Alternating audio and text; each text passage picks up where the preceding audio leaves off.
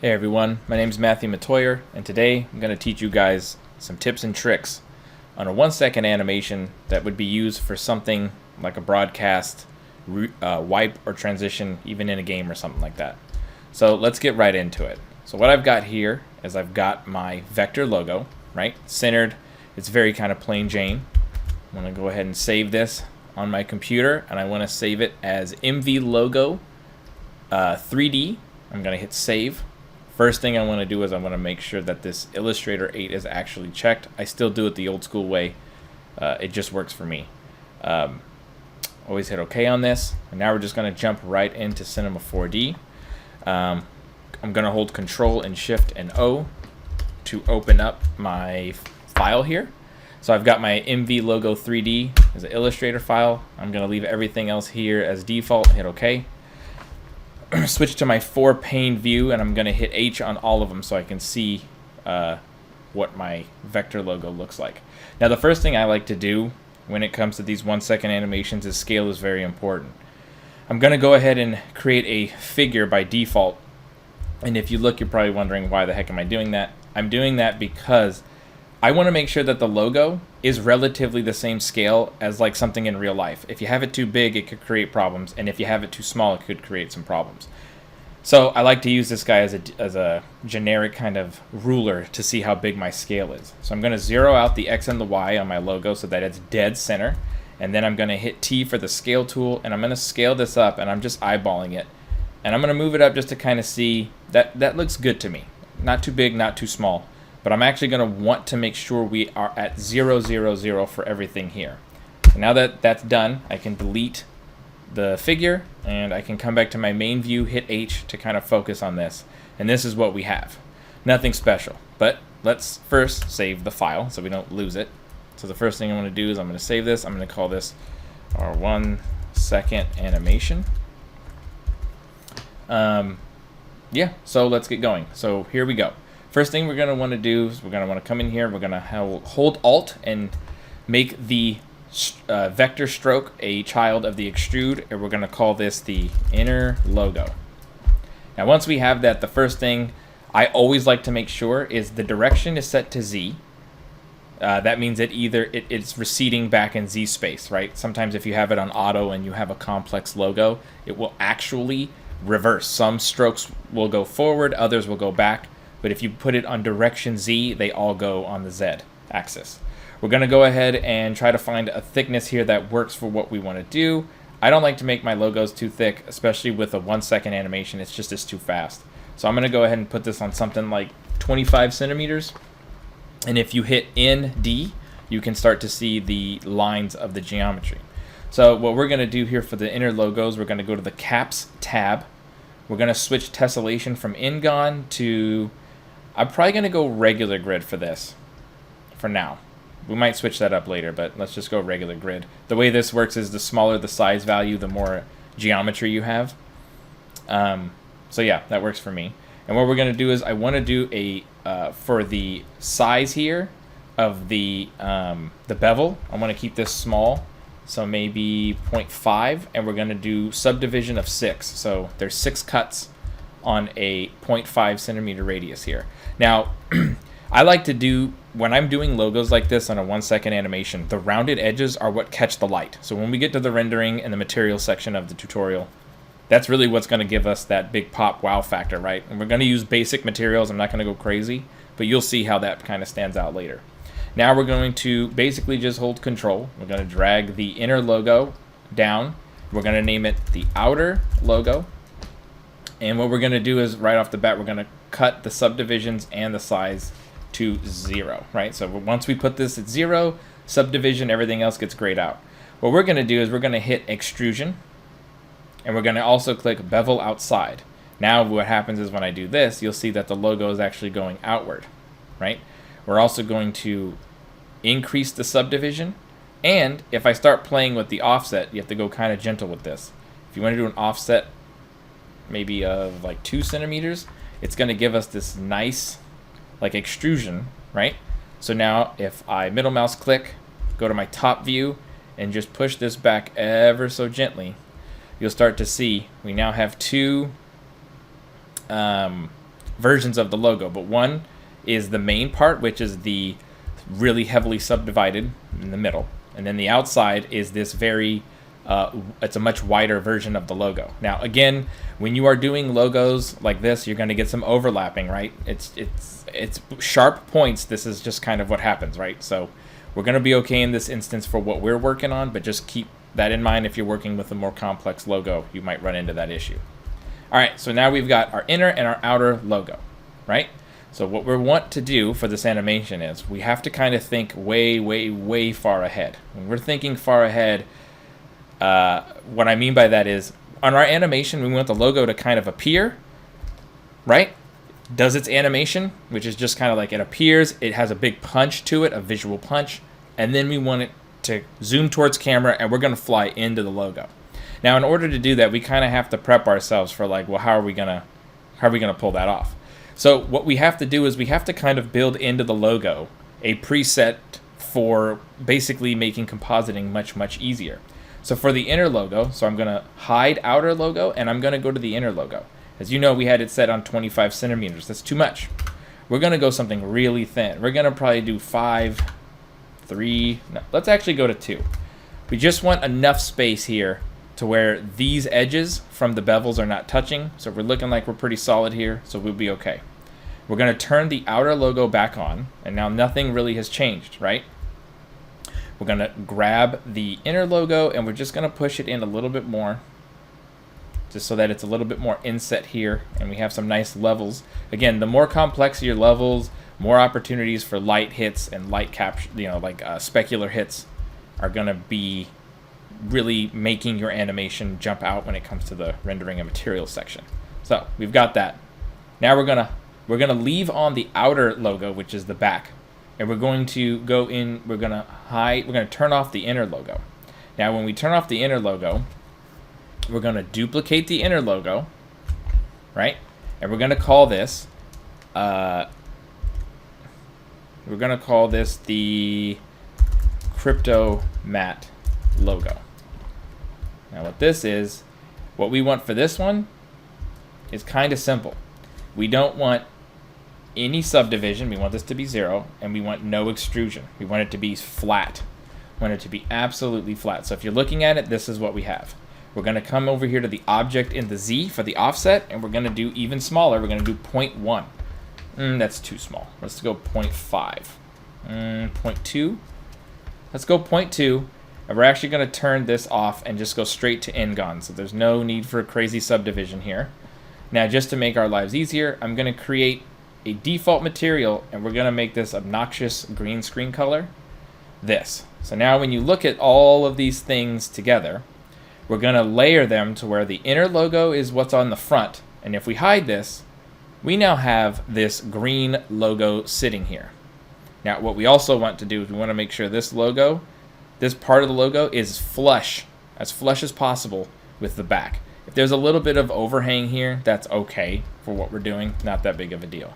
So now we've basically made a sandwich, right? So we've got our inner logo, then we've got our Crypto Matte, and we've got our outer, right? So the outer, that's the shell. The Crypto Matte's going to be what we use to transition out of the animation later in After Effects. And the inner logo, well, that's the inner that's the front-facing part of the logo that we're going to have animate out. So let's get started on that. So now that we have all this done, save your project file. We're going to create a cube, regular cube. We're going to middle mouse click to our front view, and we're going to, first things first, we need to give it some segments, otherwise it's not going to work. We're going to basically use this cube to cut up the center part of the logo. So I like to always start with 10, 10, 10. This gives me 10 cuts on the cube. So if I middle mouse click back to this, there's 10 cuts on the X and the Y and the Z. So there's 10 cuts. So the next thing we got to do is we need to make this basically fit the logo. So for here, it doesn't have to be perfect. I'm just going to, on the vertical, on the Y, I'm going to grab this, and I'm just going to make it centered on the logo. Now, for the X, this is very important. We want to use very simple numbers here for the X. So I'm going to use 100 centimeters wide. Now, why am I doing that? Well, we're going to use these as doors. right? So we're going to call this right door. And what that means is I'm going to use a Boolean to cut the middle logo, which is this one. So we'll hide everything else. Yeah, we'll hide everything else. And now what I want to do is I want this right door to basically cut my logo in half, right? Oh, and before we go too far, the Z, if we turn these back on, we want to make sure that the Z of the box is not too crazy. So we want to just kind of keep it relatively close to the logo. So I'm just eyeballing this. It does not have to be perfect. All right. It's just easier to manage, to be quite honest. All right. We're going to shut these off. The CryptoMat logo and the outer logo, we're shutting them off. We're going to make this one say right door, and we're going to control click and make one that says left door.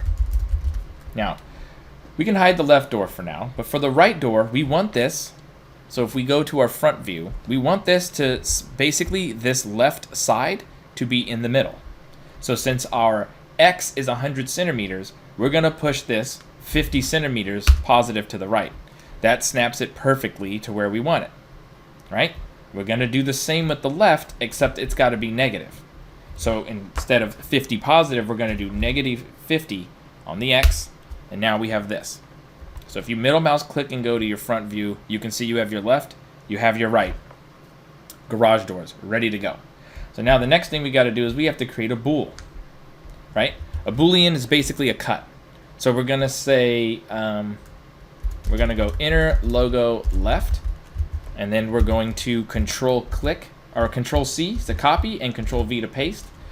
And we're going to name this one inner logo right. So we're going to make two of them, right? So the first thing we want to do is select both of your Booleans, and in the object, we want to make sure we are in, we're going to try subtract.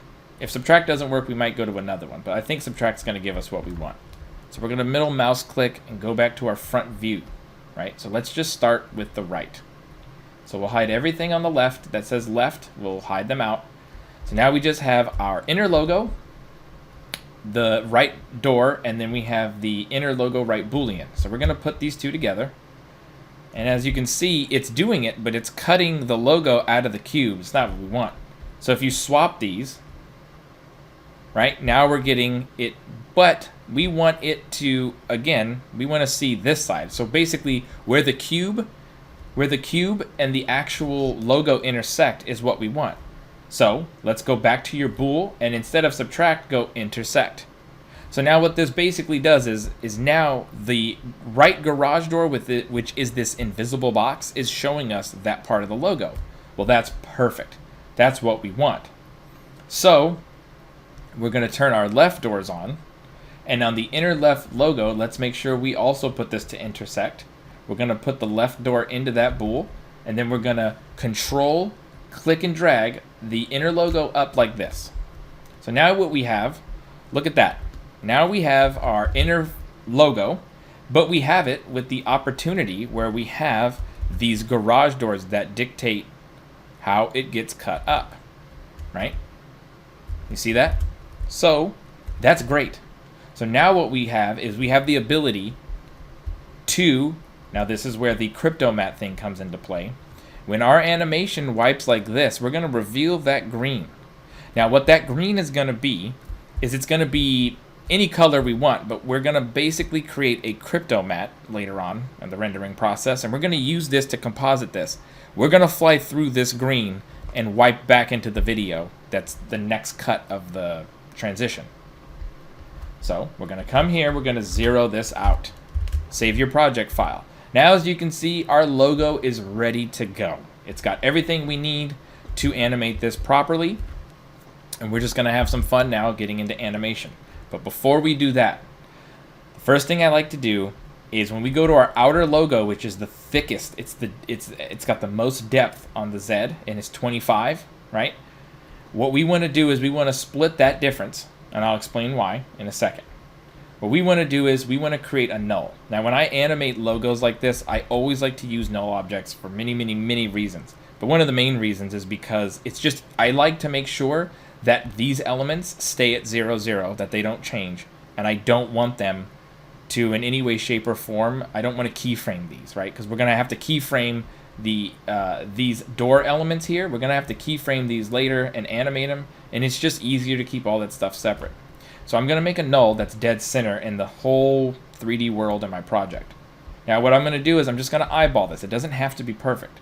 I want to make sure that this is somewhat in the middle of that null.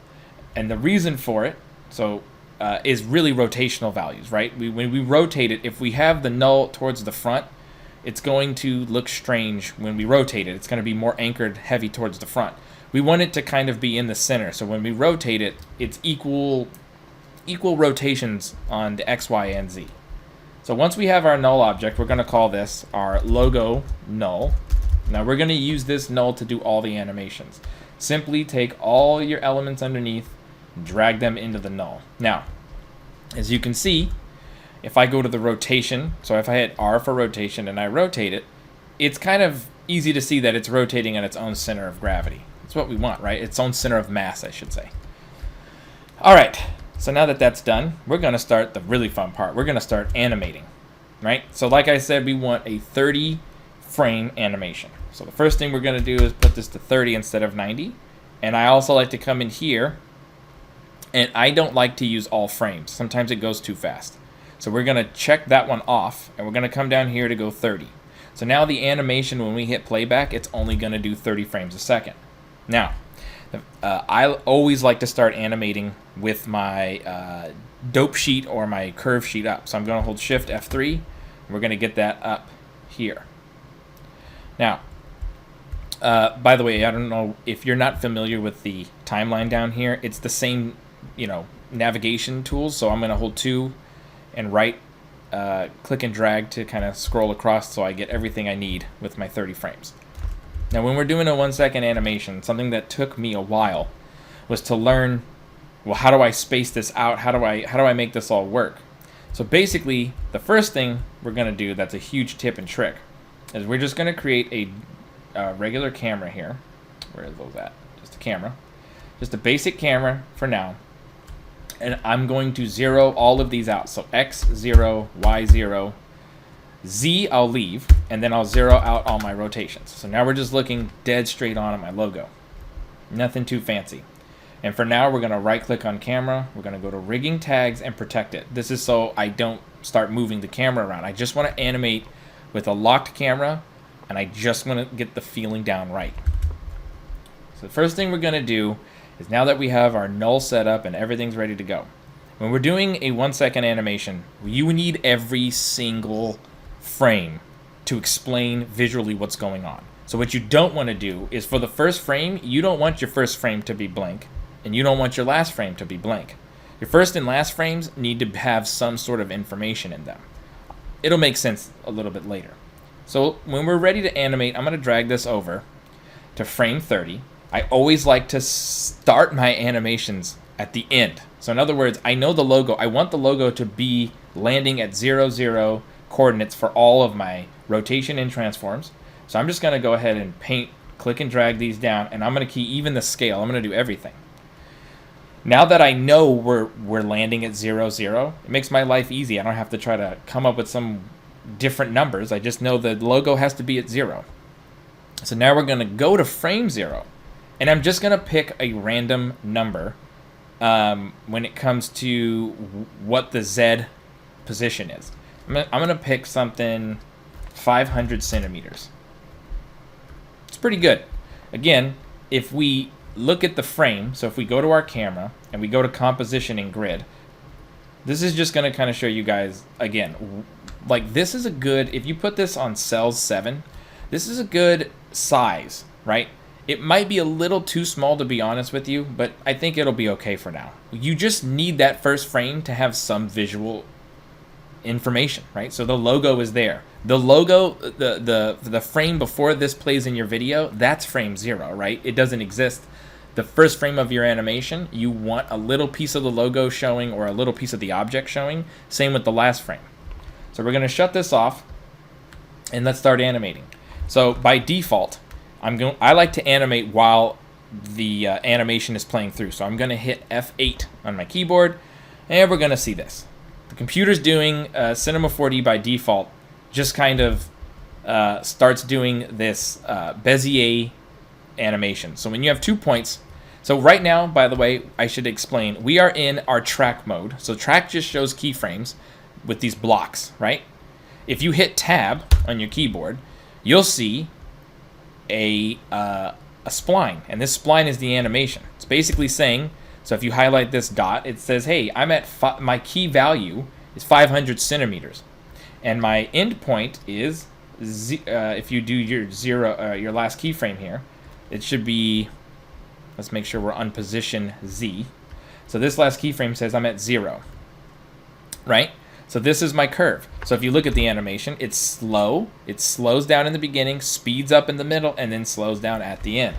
Now, when we're doing a 1 second animation, the reality is that you need this thing to, think of it this way. If you've ever seen Sherlock Holmes, there's like a fight scene in one of the movies where like he punches, and like the punches are fast, and then after he makes contact with their faces, it like slows down, right? You see this in anime, Dragon Ball Z, you see it in cartoons. It's a way to make a visual impact. So we're gonna literally do the exact same thing here. We're not gonna do anything different. We're gonna have this thing punch you in the face within the first 8 frames. It's gonna slow down, and then in the last couple of frames here, we're gonna ramp up to get the heck back, to get out of this animation. So how do we do that? Well, by default, like I said, it's always gonna do this little ease in and ease out, right? So what we're gonna wanna do is I like to grab this end keyframe, and you're gonna grab this triangle for your Bezier arm, and I'm gonna drag it pretty extreme. I'm gonna drag this to like I'm gonna drag the triangle to go to the 5th frame up here. I use these numbers up here a lot when animating. It just makes my life easier. So once you do that, a thing I really highly recommend is using this button right here. What this button does is it's a 0 angle tangent. When you click this, it ensures that your Bezier arm is perfectly flat, right? So now when we play it, you'll see that it's easing in. It's coming in even faster between like frame 4 and like frame 15. It's speeding up, but then it really starts to slow down right at the end there. And we're starting to get something there. But guess what? In a 1 second animation, we don't need this ease out at all. We don't have time for it. So I like to do this. I like to grab the arm, and I like to pick a number, like maybe, again, let's go with 5. And instead of leaving it like this, because there still is an ease out right here, we want to drag this one and put it on the blue line like that.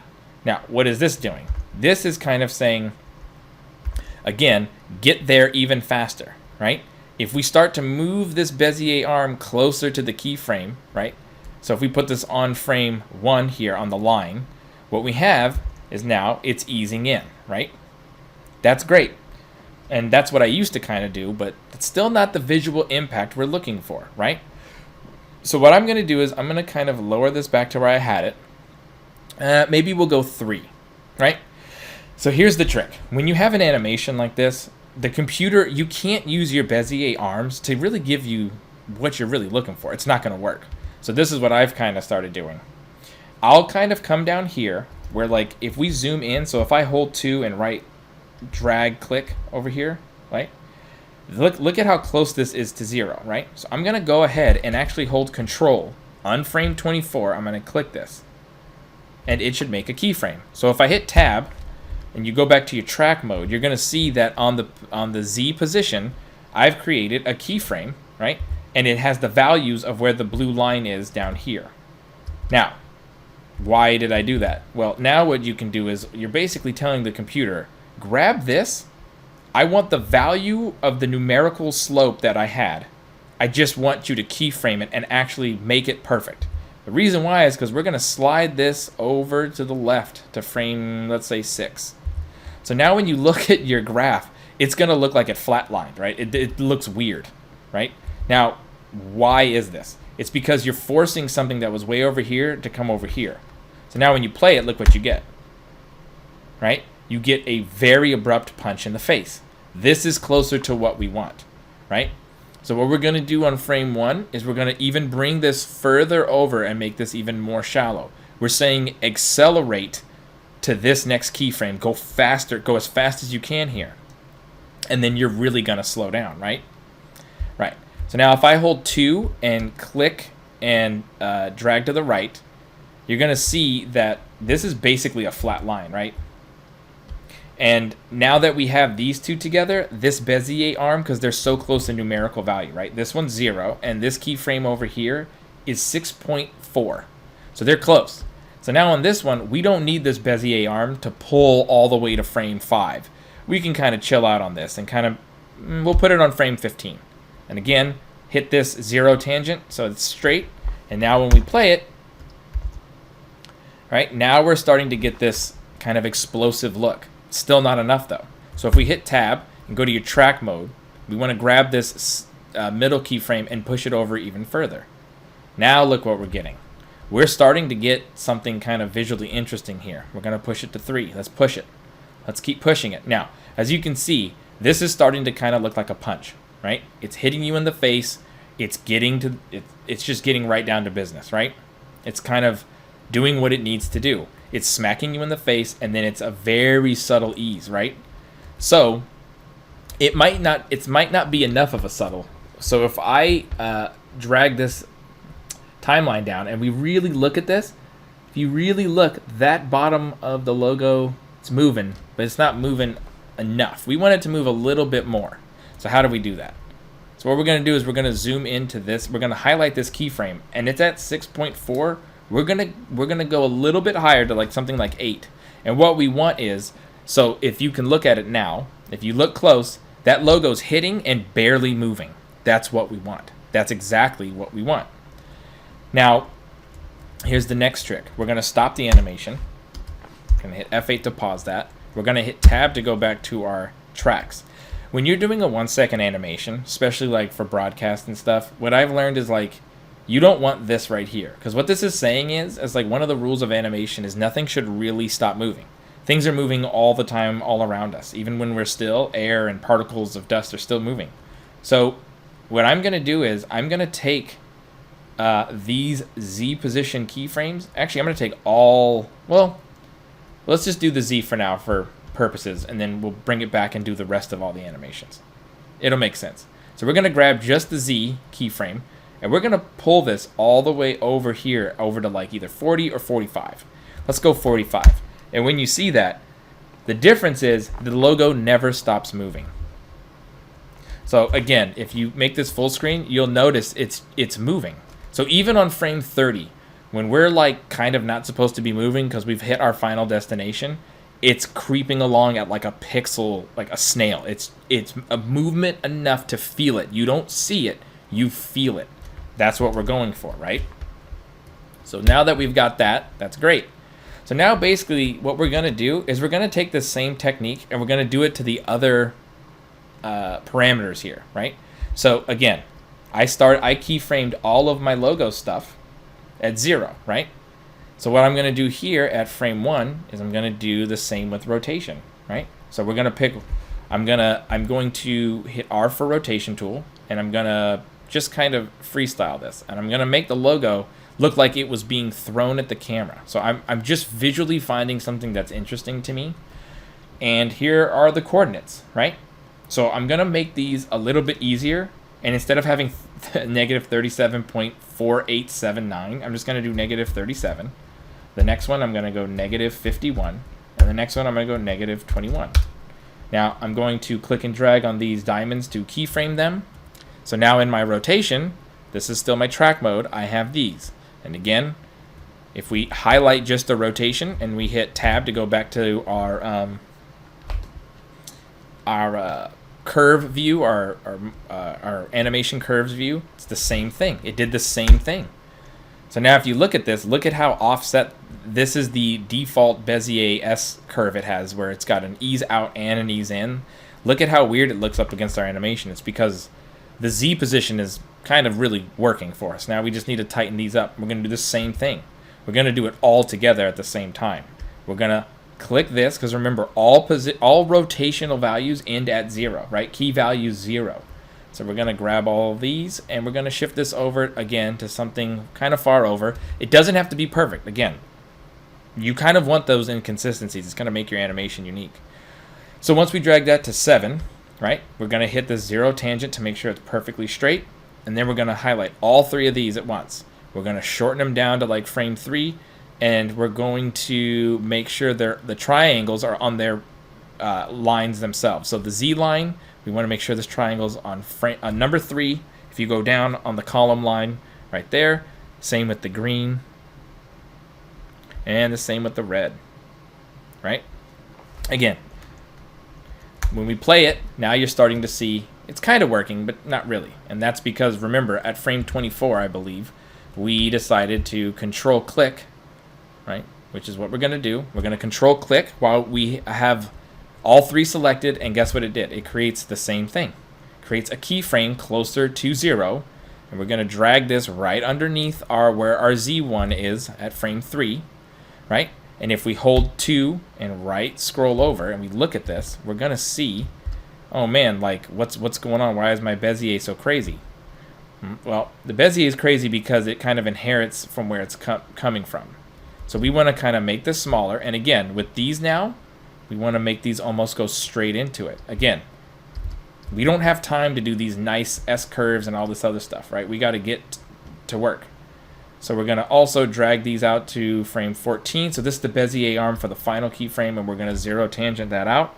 And right away, you can start to see what's going to start happening here, right? We do have a little bit of this overshoot. So what's happening is if you look at the rotation of this one, right?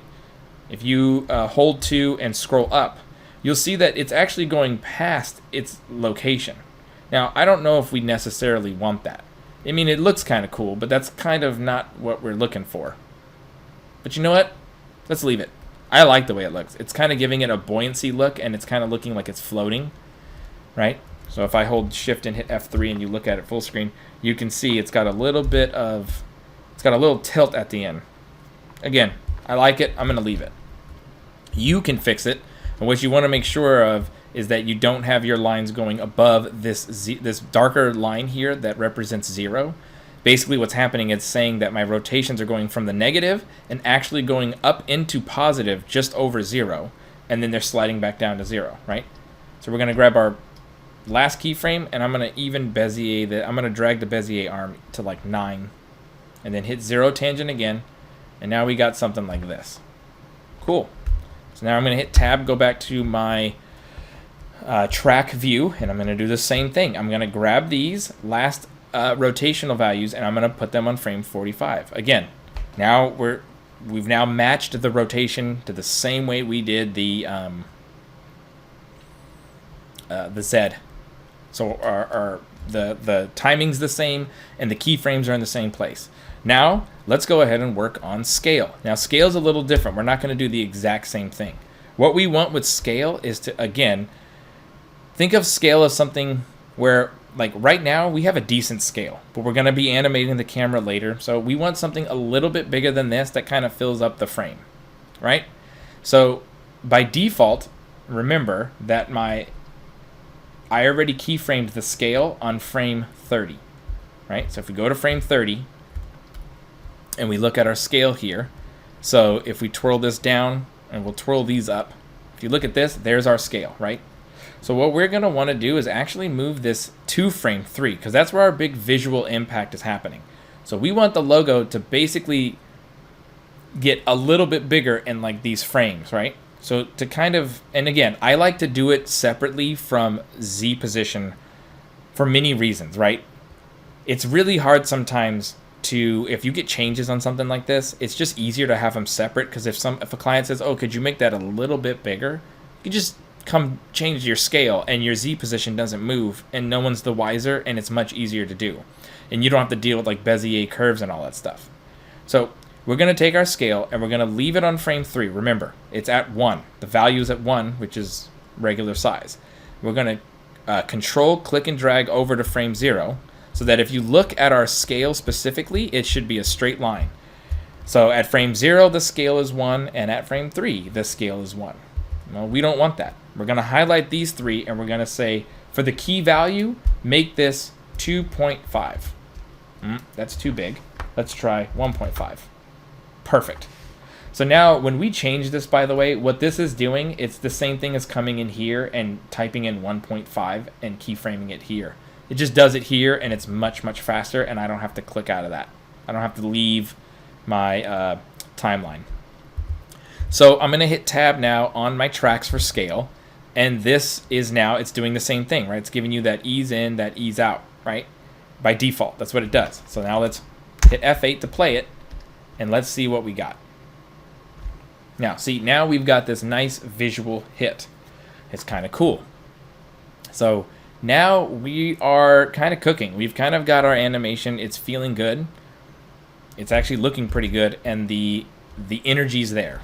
So now what's the next thing that we do? Well, the next thing that we do is this. Let's start animating our camera. So I'm going to hold Shift and hit F3 again. And this camera, I'm going to end up getting rid of this camera because I don't really care about it.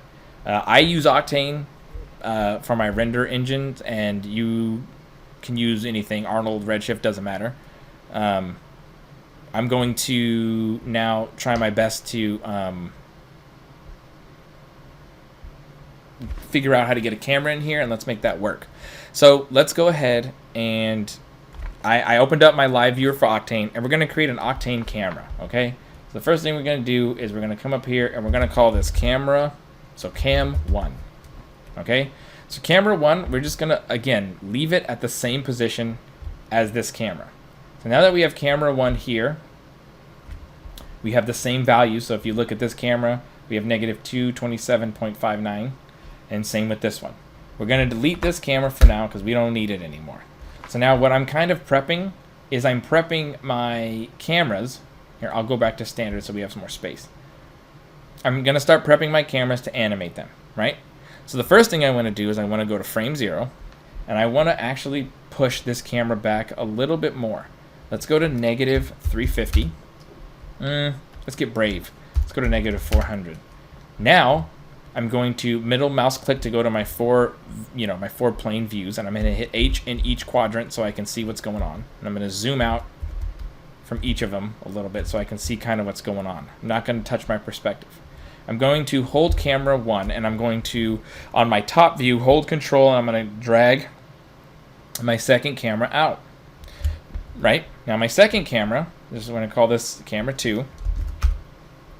My second camera here, we're going to now look through that camera, and we're going to go into the animation. As you can see, we're way too close, right? The logo's way too big. So we're going to zoom this out a little bit, and we kind of want this to be pretty large, right? Almost the whole frame, right? Now we're going to do the same thing. We're going to middle mouse click, go to our top view. We're going to create control click our second camera 2, and it's going to create a camera 2.1. We're going to call this camera 3, right? Now for camera 3, this is very important. For camera 3, when we click these this aim track thing where we can look through the camera, we want to make sure for camera 3 we push past our logo, right? Not too far, but let's say we like kind of in the middle. There's a reason for this. I like when I animate stuff like this, I like to use a camera morph, which is what I'm going to be using. And so what that's going to kind of allow us to do is to make our lives much easier instead of keyframing this, especially when we start adding rotation. So let's get on it, right? So we're going to now select all 3 cameras, save your project, and we're going to come, which one is it? Is it this one? Camera morph. So when you click this, basically what happens is Cinema 4D creates it takes the cameras you have at their current positions, and it basically links them together into a multi-morph. And then when you look through your morph camera, right, now you can keyframe how it goes through those cameras, right? Big, I use this all the time. So the first thing I like to do is I don't like to do 100 to 0. I like to do 0 to 100. So to do that, you just grab camera 1, move it up. So now you want the cameras to go 1, 2, and 3, right? So now, hold on, it's not doing it. Whatever, I don't know why it's not working. We'll do it this way. We'll go from 100 to 0. Even though I don't like it, it's not working. I thought that would fix it. Anyways, so we're going to start off at 100, means it's actually this camera down here. It's camera 1. But here's where camera morph gets awesome. On camera 2, we're going to do something. We're going to hold 3 on our keyboard, and we're going to just rotate the camera like a little bit, very little, and we're going to even rotate it a little bit like this. We want to get a little bit of kind of an interesting viewpoint here, right? We want to kind of do a nice tilt to kind of make it more visually more interesting. Nothing crazy, right? Now, for camera 3, we are going to have to make some changes on that, because if you look from your side view, right, now your camera is going to be dipping low, and then it goes back up again. Well, my logo specifically, if you look at my logo, I have dead space up here. Remember, we want to fly through that logo into the green. So I'm going to grab my camera 3, and I'm going to lower this down right down here. Now, it looks crazy from these views because now you have 3 cameras. But basically, what's happening is now we're starting off back here, and as you can see, you can already start to see it. Now the camera comes down, dips, much more cinematic view here, and then we're going to zip down right into that. You saw the green, right? We're going to zip right into that green. That's what we're going to do. So now let's animate our camera, right? So now instead of dealing with one camera and keyframing all those different rotations, we just place our cameras. You let the camera morph do. Now we just animate this one blend keyframe, and it's going to do all the work for us, right? So let's start at frame 0 now, and we're going to keyframe this right here at 0%. As the animation goes, remember this logo hits about 4 or 5 frames in. We, again, visual impact. We want this to now, we're going to scroll this over. We want this to kind of be right. We want this camera to be like right here when this thing hits. So we're literally jumping from 0 to about 43% right off the bat, right? So again, if we play it, super fast, right? Now we're getting this like really intense visual hit.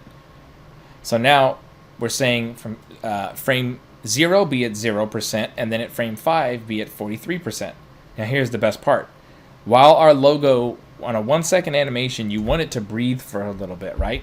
So we want basically frame 5 to frame 23 to kind of be where it barely moves. So for here, for 43.8, we're just going to add a 1%. We're going to go to 44.8, and we're going to keyframe that.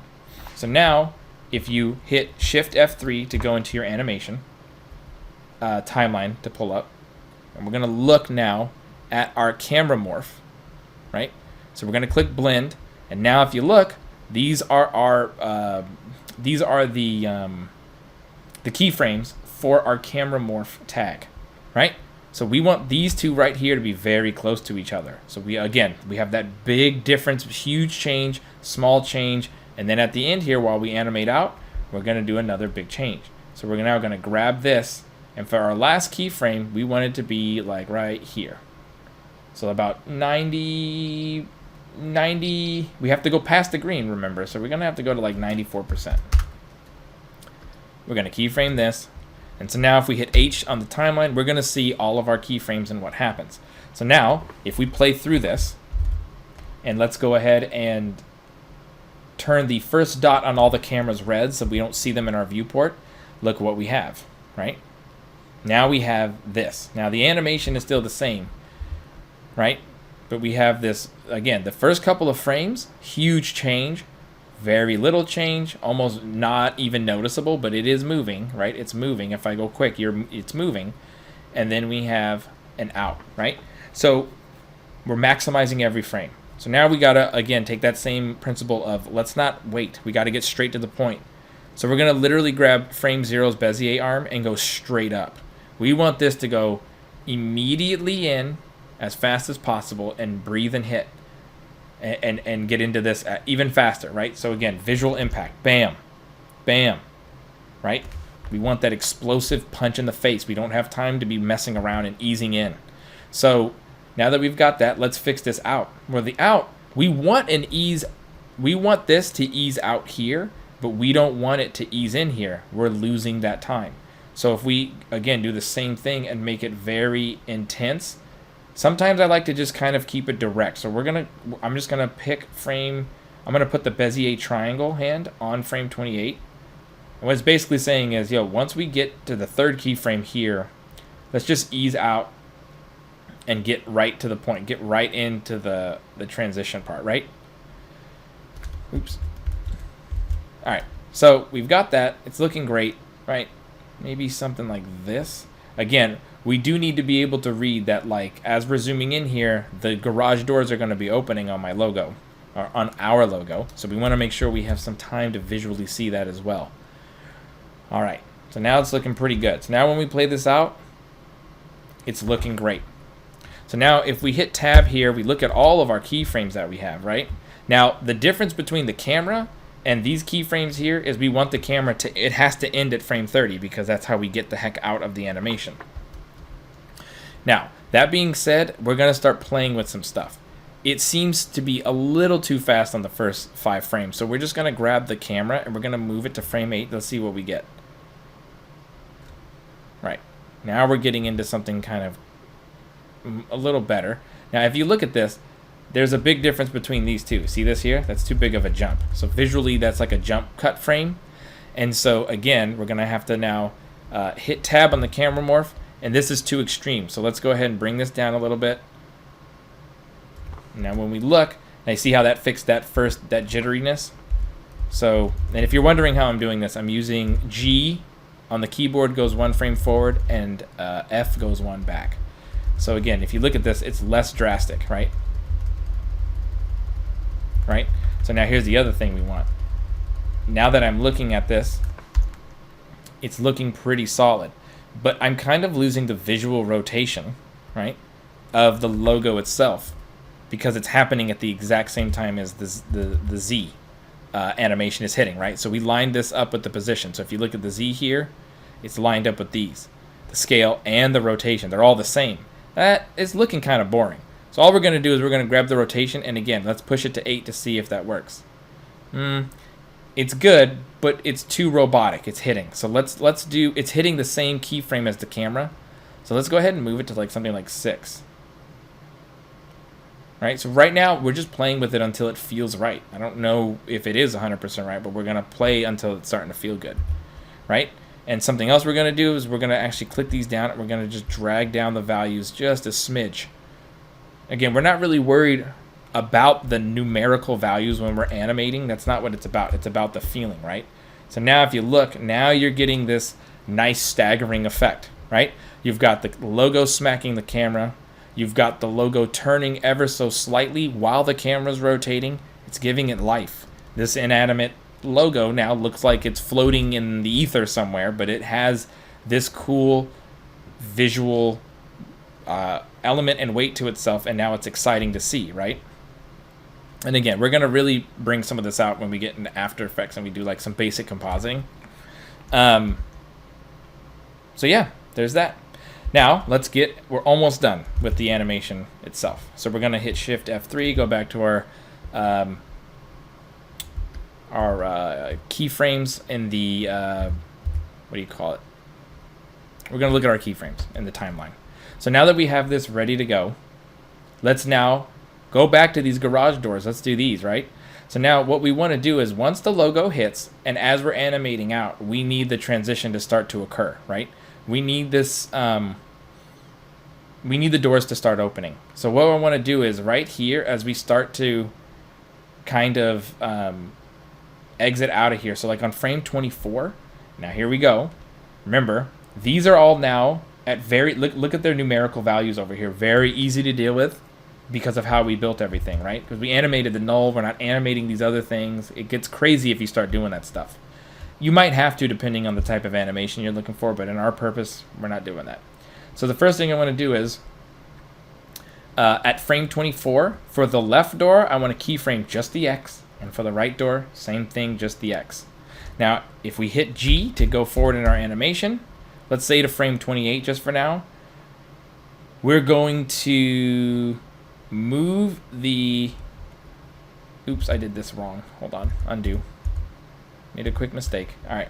So, yeah. So now for our garage doors, right? So on frame 24, we're going to keyframe the X on both of these. So this one was actually at 50.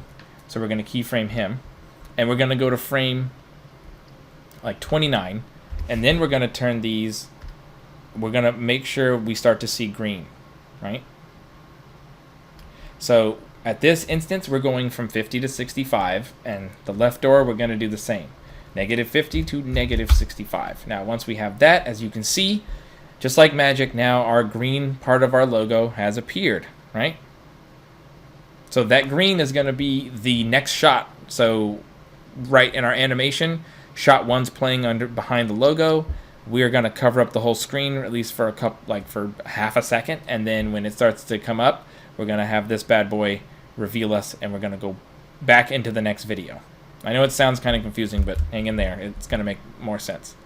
So now when we have these doors animated, we're going to control click these two, and we're going to right click, and we're just going to go to show F curves, right?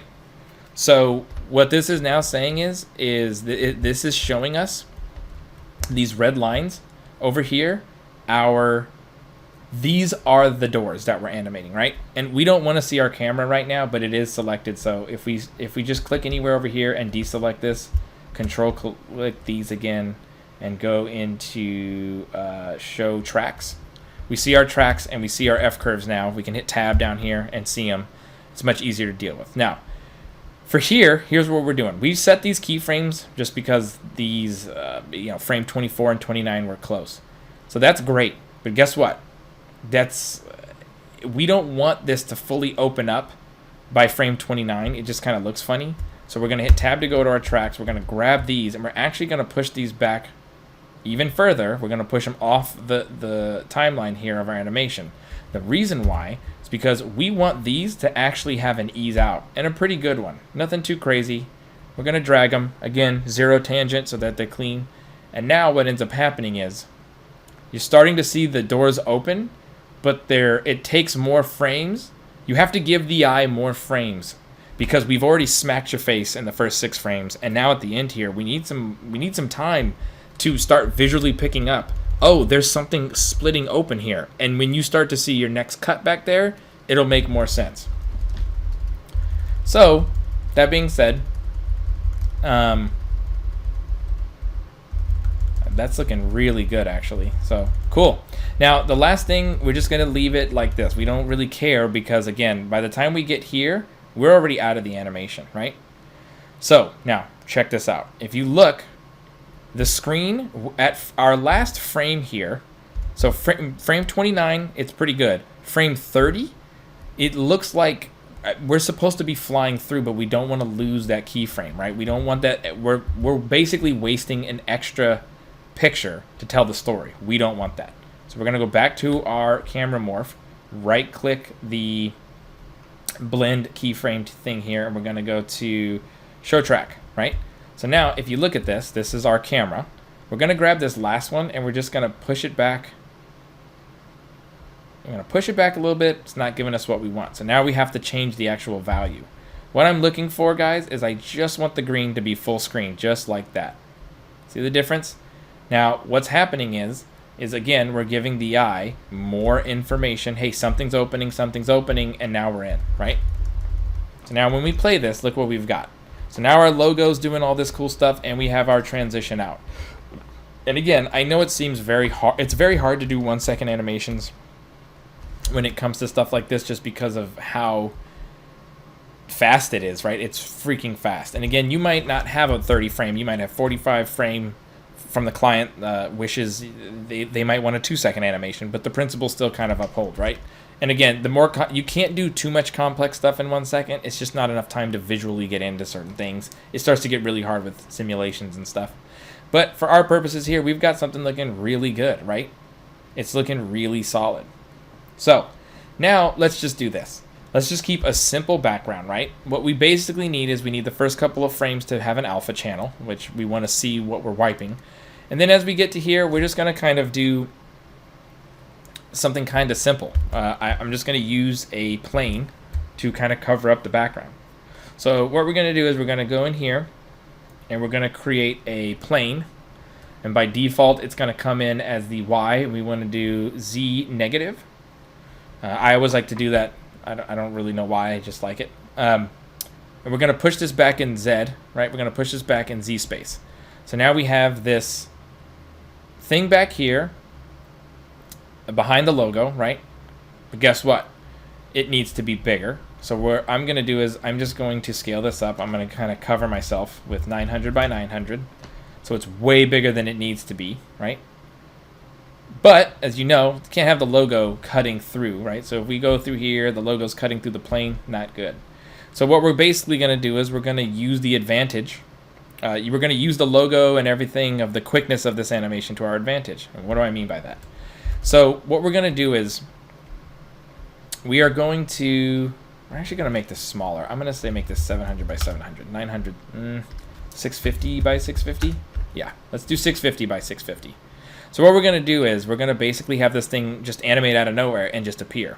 So to do that, we're going to go to frame 8 when the logo kind of hits, and we're going to keyframe the width and the height.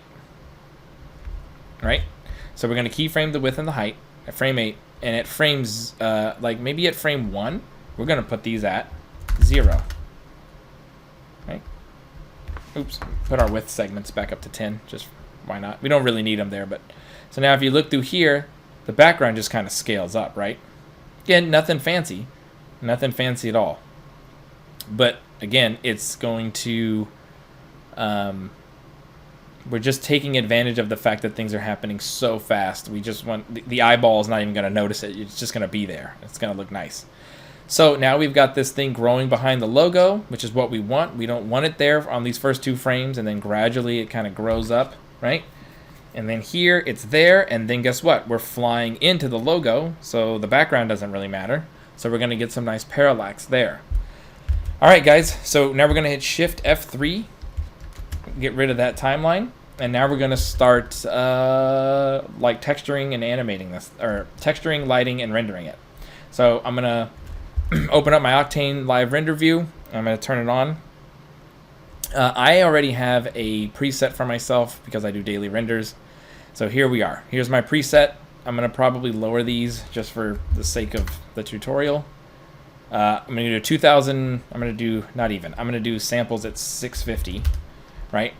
And I'll walk through what I got. I got 650 max samples, diffuse and spec at 8. I do want to keep the alpha channel on, right? Because we want that to be see-through. So that's good that we caught that. I like to have adaptive sampling on. I use ACES tone mapping. I don't really have time to do a lot of my stuff in ACES, so especially for my personal work. So I just use ACES tone mapping, which gives you the color look of ACES, but it's still sRGB. And I'm going to do my exposure at 1.3 for this project. There's no post, or I'll take all post image processing stuff off. All right, those are my Octane settings. So let's get into it. Again, we're going to keep this pretty simple. We're going to do an HDRI for our lights. So we're going to come in here, make a null. We're going to call this lights, right? Oops. We're going to drag our HDRI in here. I'm going to populate it with an HDRI. I bought some commercial HDRIs. We're going to use, we'll do Cloud City. I don't even know what that is. Let's do that one. Cool. All right. So we have a HDRI in. It's lighting the scene. We're just going to rotate it until we get something kind of cool. Again, for me, when it comes to logos like this, I like the HDRI to help me with the backlighting, right? So as we look through this and we're looking through, the HDRI is kind of giving it this nice backlighting. And we don't even have any materials on right now. So this is just straight up, you know, default like gray materials. So as you can see, we have this giant square animating back there, and I know it looks abrupt, but you won't really notice it when we finish this. So anyways, let's get into making some materials, right? So the first thing we're going to do is we're going to take this green material that I used, right, for the crypto mat, and we're going to go in here and we're just going to go to materials, convert materials. We're just going to take the same material that I had and have Octane create the same thing. So we're going to go to the basic. We're going to make sure it's on diffuse, and if you notice, there is a specular, which shouldn't be there. When you convert from default materials to Octane materials, it does create this material layer. So if you just delete these, now you're back to just pure default green material. We're just going to leave it like that. So now as we animate through here, as you see, guess what? This is green. And now that's our transition to get the heck out of here, right? Cool. Now, what are we going to do for the logo itself? Again, let's just keep it simple, guys. We're not going to go too crazy with some of this stuff. I'm going to create a glossy material. I'm going to call this logo front, and I'm going to drag this, okay? I'm going to drag this. Now, this is where it can get kind of confusing. Just on the inner logos within the booleans, right? So this is white. I think I'm leaning towards black. Maybe not black, because as you can see, it's just, well, we can add some more. We'll add some highlights. So here's what we'll do. I like to not do straight white, straight black. So let's go ahead and do something a little bit in between. Let's start going a little bit more grayscale, but on the darker end. So maybe we'll leave everything 0 here. For hue saturation value, we'll go to 20%, right? So it's still kind of dark, but it's not pitch black. Now, that being said, we can fix that in post if we want it to be pitch black. Now for the back, let's do something like metal. So for the purposes of the tutorial, I am going to open up the Live DB. If you're not familiar with this, it's great. It's got like default materials that you can use for Octane. Some really nice stuff here. I'm gonna go with I'm just gonna pick something. Let's go with brush steel. It's got some bump to it. Interesting. So we're gonna right click, download, and it should show up. Yep, shows up in our materials. We're gonna drag this again for the outer logo. Right? Now, when we do that, let's get out of our camera morph, and now let's start looking at what we got here. All right, so not really that cool right now, and let's do something for the background, right? For the background, let's go back to the OpenDB. Let's go to something like, let's try to find something like concrete. Let's see, stone. We're gonna go down here, we're gonna look for something concrete. Most of these are in ABC order, sometimes they're all weird, but we're just gonna find, oh, here we go. Getting some concrete here. Let's do polished concrete. Again, you guys can pick whatever you want. So it comes in a mixed material. We're just going to apply this to the plane, and there we go. So we're going to go back into our camera. Now you're probably saying this doesn't even look that great, so what are we doing here? So now let's start art directing this, right? I like the concrete back here, but it's not enough. So what we're going to do is, it looks too big because our plane's pretty big. So we have a lot of ways to do this, but the quick way for that, just for this animation, I'm going to go ahead and grab the material itself, and on the tiles U and V, I'm going to put this up to 4, right? Then what I'm going to do, what that did was it tiled it 4 times. It's now losing its sense of scale, so we're going to maybe go 3 to 3. That kind of fits the logo. It kind of looks like it fits. Now we're going to double click the mix material and hit the node editor. Let's see what this thing is, and let's see if we can darken this up a little bit. So we're going to right click here, select hierarchy, right click auto arrange so we can see what's going on. And here we go. We have 2 of our diffuse files here, right? We're going to grab both of these, and in the gamma, we're going to start to darken them. So if you go this way, it's going to make the gamma just makes it darker, basically, right? We can also lower the power, but then as you can see, we're losing the color. So we're going to leave that alone, and we're just going to raise the gamma up a smidge. All right, cool. Now what we are going to do is let's work on now that we have everything, let's make everything kind of jump off the page a little bit. Let's make it pop. So we're going to create some Octane area lights, right? So the first thing we're going to do is we're going to create a top one. I always like doing top lights because they help kind of bring everything out in terms of the detail, right? So again, when we're doing this, we kind of want this to, and again, don't worry about it. We're gonna do some light linking here to make sure that the background is not being lit by this light. But before we do that, this is another trick I like to do. We'll turn the area light off. HDRIs are great, right, guys? They're pretty cool. But the problem with them is they don't really necessarily help us light things. Like, I like to have more control over my lighting is what I'm trying to say. So a trick that I do is, instead of doing a primary environment, let's just go to visible. And when we click this visible environment down, uncheck the back plate and do reflections and refractions. So now we're still going to be getting all the same refraction and reflection information. But here's the trick. If we come up here to objects and then do a texture environment, right? The texture environment is our primary. So let's make this black. So the room, essentially think of it this way. We've basically created a room in 3D that has reflections coming from the HDRI, but there's no lights, right? It's all reflection information. When I turn my light on, now all of a sudden it looks totally different. The reason I like to do this is because, again, it just gives me more control over my scene. So now we're going to light the logo. Again, lighting a logo, I like to normally split these up. So what I'm going to do is, first thing I'm going to do is I'm going to call this a spec light. So what that means is I'm not going to have diffuse. So I'm going to shut the diffuse off, right? So everything you're seeing now is just specular. There's no diffuse information coming from the light. You see how now I can dial in these nice edgings here? So for specular lights, what I like to do is I like to kind of give them a slight angle, maybe of 20-something degrees. As you can see, our black material on the logo is highly reflective.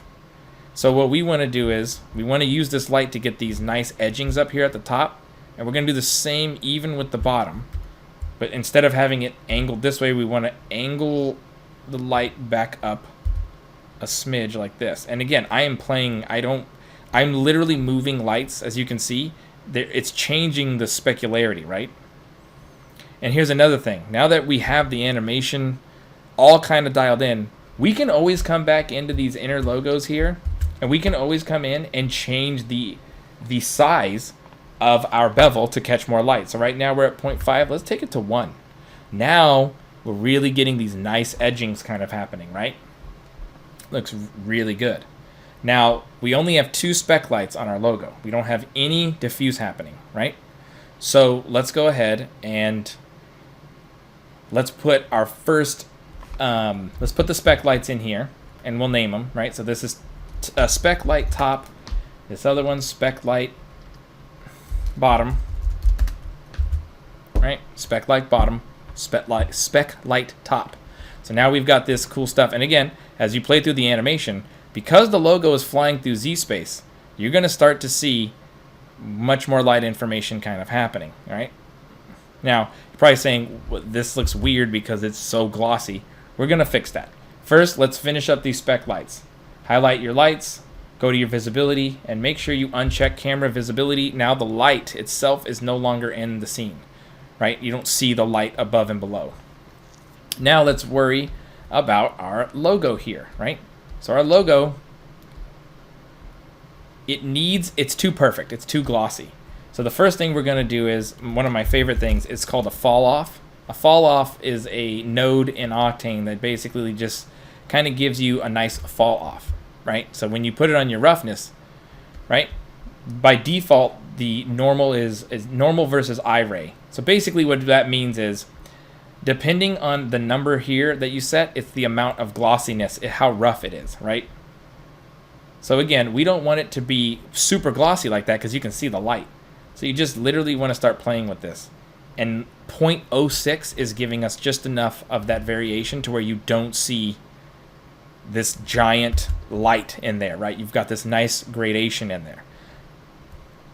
Cool. So now we've done that. Now, also something else that I have is over the course of all my daily renders, I do have a good amount of normal maps. So what I'm going to do is, nope, not image tiles. I'm going to type in image, and I want to take a image texture down here. We're going to import a normal map. So I'm pretty sure I have a carbon fiber. Yep, a carbon fiber normal that I've purchased from a car website. And I'm going to plug it into the normal, and now we've got this, right? So now my logo looks carbon fiber. So now it's too big, so we're going to just put a UV transform in there, and we're going to scale this down, again, eyeballing it. Right? Something like that. Now, it's way too pronounced, so we're just going to go ahead and lower the power of the texture here. We're going to normal that, or lower that down so it's not so pronounced. And you just want a slight hit of it. I also like to change color space to non-linear. Sometimes I just feel like it gives better normal map values. And I'm going to lower it down even more. So how about 0.07? So 0.07 gives us just enough visual information to see that there's a bump there, right? Okay, so that's that. So now again, when we play through this animation, we're getting a hint of some texture in there. We're getting some nice reflective stuff. So now let's just worry about our diffuse light. So for the diffuse light, I'm just going to make a null in the middle here and call this a light null. Right? And I'm going to go to objects, Octane targeted area light. And by default, whatever you have selected is the target. So it just creates an area light with a target, and the target is the null. I'm going to come in here and turn off camera visibility. And as you can see, I blew out the whole scene because my light's so massive. So I'm going to go to the scale down tool, T for scale down, scale this down. And again, I'm going to start placing this diffuse light where I want it to be, right? So we're going to play with this. I don't know how I feel about this one. So let's come in here. We already have our specs kind of nailed in. So let's turn off specular. So now we're just getting diffuse, right? So again, for the diffuse, I'm going to make the light smaller, which is going to help make the shadows in the back more pronounced. So I'm going to turn off surface brightness. So what surface brightness does is it's kind of dependent on the light itself. So by turning that off, the light becomes like more powerful in a sense.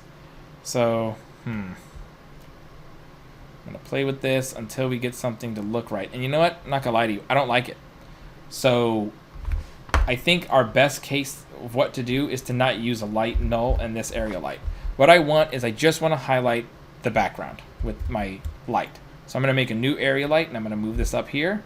And I'm literally just going to aim this thing at the wall. I'm like, if you look here, I'm not even, look, it's facing the wall. That's what we're going to do. We're going to leave it like that, and we're going to come into the light. We're just going to lower the intensity of that light.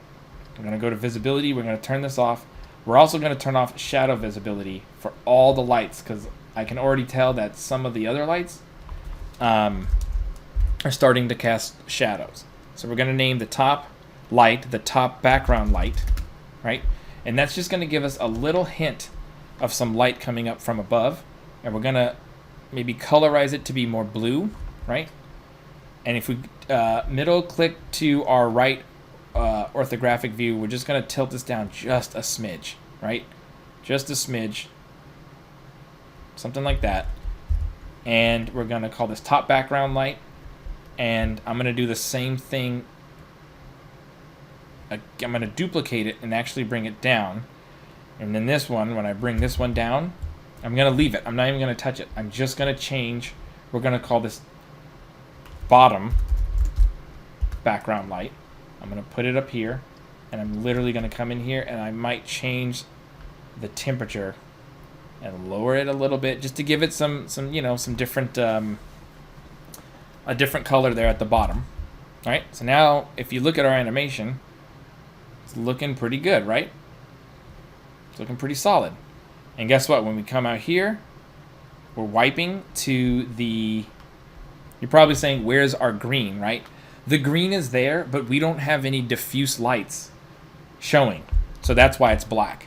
But that's okay. There's a reason for that. Because look, if I put a Octane area light in the front of this, it's green, right?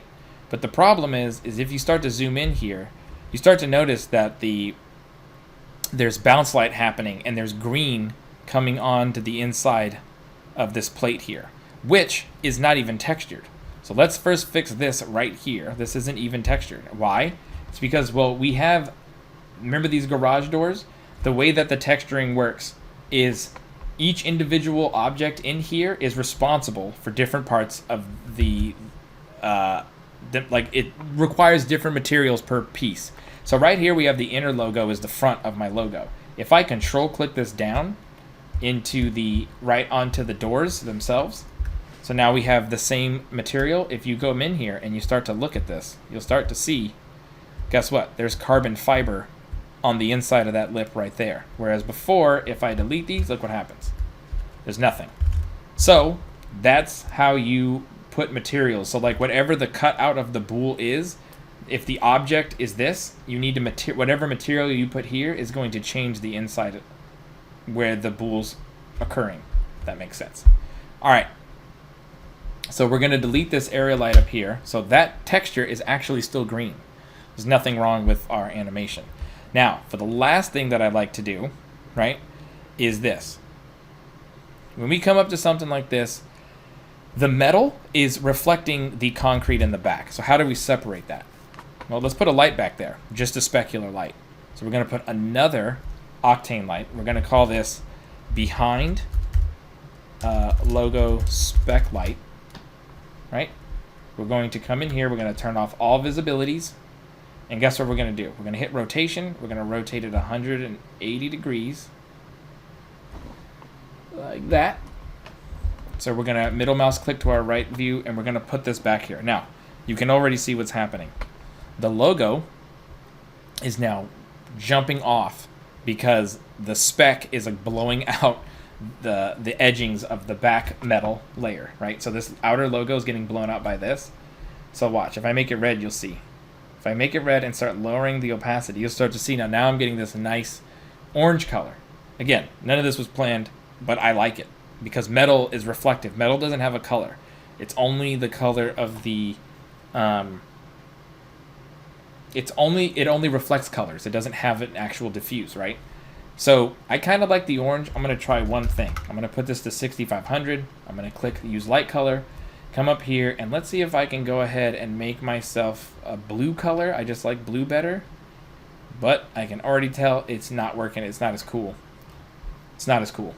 So we're going to go back here, uncheck this, and let's go back to our orange. I just think that looks much cooler. It's just got something, it's mixing with the background. It's looking really nice. It's looking good. All right. So now we've got this all kind of coming together. As you can see, the logo, now this is what's crazy. The logo in the first couple of frames, it doesn't have the light. That's because the light here is not behind the logo, right? Okay, so we have a couple of options. We can animate the light. We can do all sorts of cool things to kind of get it to still stay there. Let's go ahead and animate it. So that's like the easiest thing to do. So we know by frame, we know by frame 4 it needs to be here. So we're just going to put this down here. We're going to click this, go to coordinates. On the Z only, we're going to keyframe it. And then this one here, we're going to go back to the beginning. See, it's back here, and we're just going to move it back over here. That's it. That's all we're going to do. We're going to hit a keyframe, and again, by default, look what happens. By default, our remember what I said, it does ease ins and ease outs, so it can't keep up with the logo. So we're going to right click on the Z for the light animation, go to the F curve, we're going to highlight both keys, right? So both of them are orange, and we're going to click this for linear. So what we just want is it just keeps up with the logo, always ensuring that that nice orange glow is kind of always with it, right? And actually here's another problem. It's behind the plane, right? The plane's already coming into view, so we're just going to have to hit tab and move this up to 3 frames. We don't want that light to be behind anything, right? Cool. So now we've got this going on here. It's looking pretty good.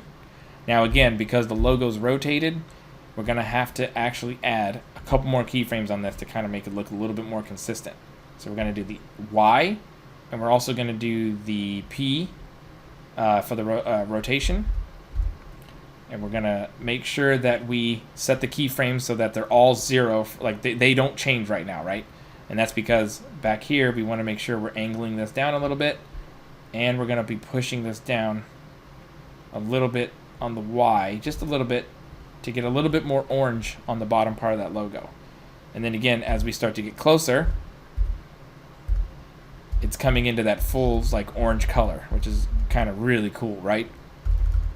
And again, highlight all your keyframes, hit tab. Remember, we made the Z position linear, so now we're going to have to highlight all of our other ones and also tell it to do linear, because by default it does Bezier. All right. So now we hit Shift F3, get rid of that. Now let's go into, I think we might be ready to do the pretty stuff. Let's start working on that. Let's start making this look really pretty inside of here. I'm a big proponent of doing a decent amount of stuff in Octane, but I don't kill myself because I like to do stuff in post. So we're going to enable image processing. And we're going to start playing around with the bloom power, get these nice glows in there, right? We can play with the glare power. Don't want to go too crazy with that, but a little something kind of makes it look kind of cool. And maybe we'll put I'm a big fan of adding imperfections to things. So like I'm going to go ahead and bake in just a tiny bit of chromatic aberration. What that basically does, that's like pulling the RGB out, you know? And again, what I'm going to do is I'm going to just do a little bit, like 0.35. That's it, right? All right. So that being said, we've kind of now got our scene. Everything's animating nicely. Nothing's too crazy. Now let's set it up for how we're going to render this. So we're going to pause the live viewer, go into my settings here. We're going to go render Octane, lock ratio to 16 by 9. I'm going to do a 1920 by 1080. Right? Now, here's the thing. In Octane, come down to the Octane renderer.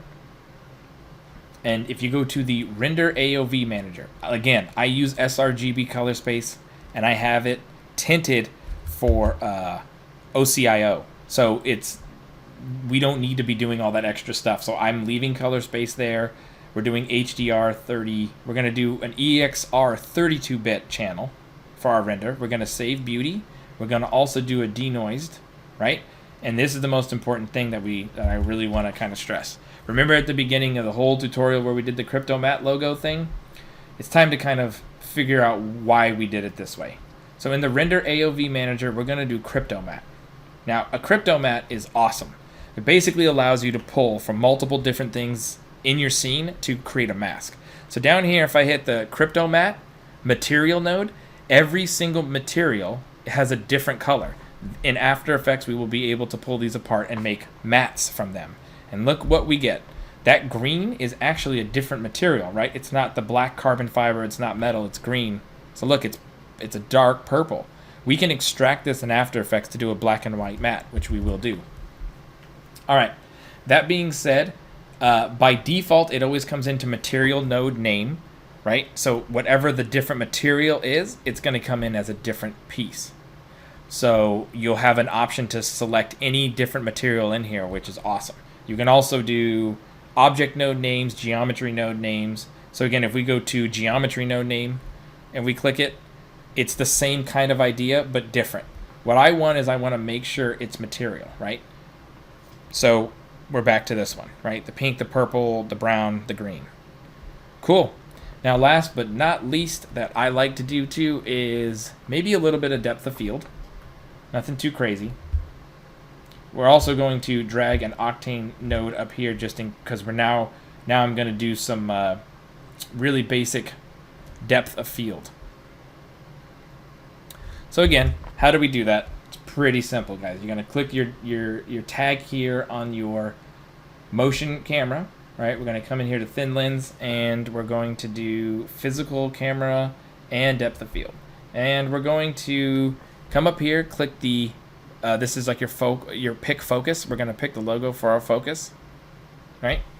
And start messing with the aperture. And now we're starting to get some nice blurs going on. Again, very subtle, nothing big at all.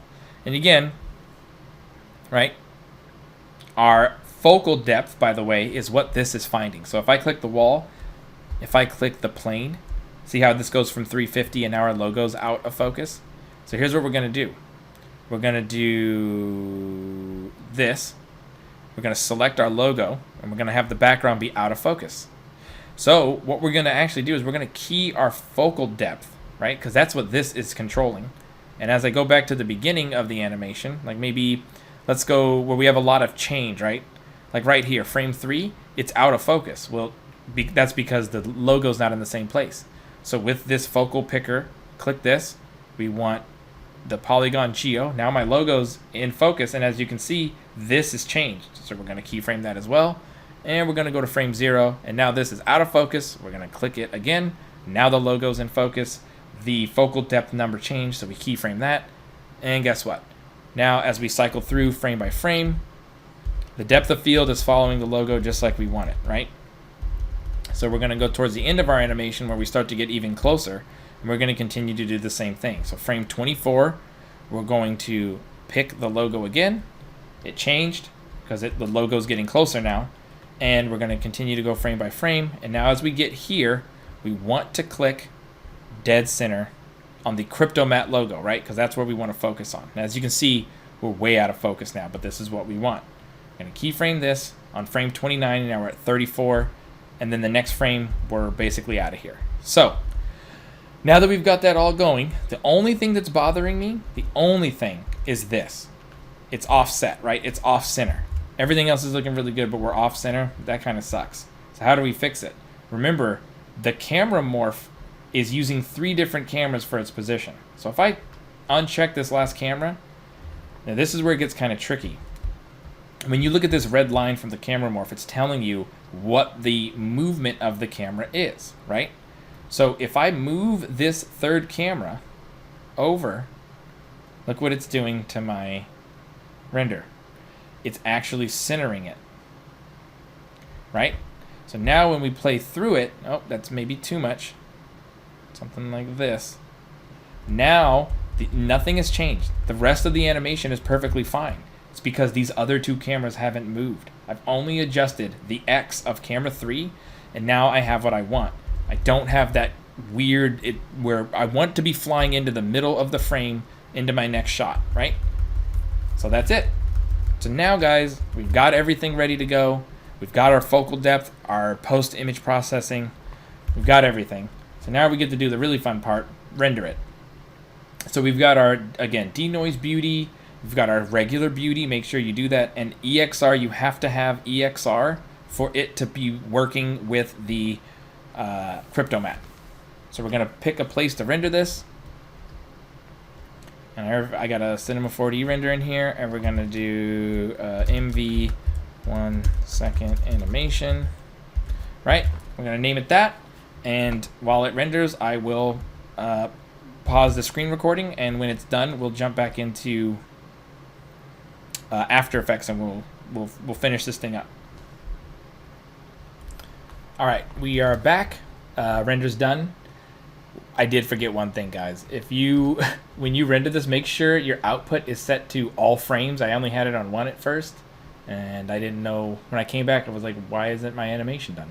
So that's important. Make sure you have all frames because you want your whole timeline to be animated out. All right, let's go into After Effects now.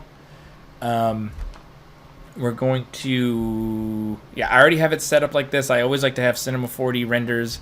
I like to have these folders, comps and master comps, right? Master comps where I put the final animation for render. So first thing we're going to do is we're going to hit Control I. We're going to import that animation. So by default, we want Open EXR Sequence and Create Composition on. Always leave these by default on. When it opens, you want to open up the Assemble, right? So here in the Assemble, we've got our animation, right? There we go. So we've got our animation, right? Doesn't look too special, but we're really going to take it up a notch. So as you can see, our alpha came in. Everything came in pretty good. Everything's working great. So now how do we kind of take this to the next level with compositing? So the first thing we want to do is we're going to work on we're going to make sure that this thing wipes to the next screen. That's the first thing I like to kind of do. So we're going to open up the Cryptomat. We're going to grab this layer, right? So this image sequence here is the Cryptomat, right? So it's the same.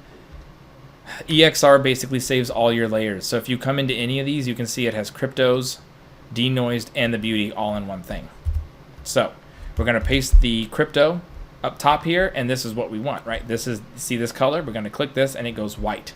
So each color represents a different material, and in output, instead of colors, we're going to go to just matte only. So now if you look, we have a black and white exit piece here that's going to act as our matte to transition us out. So we're going to call this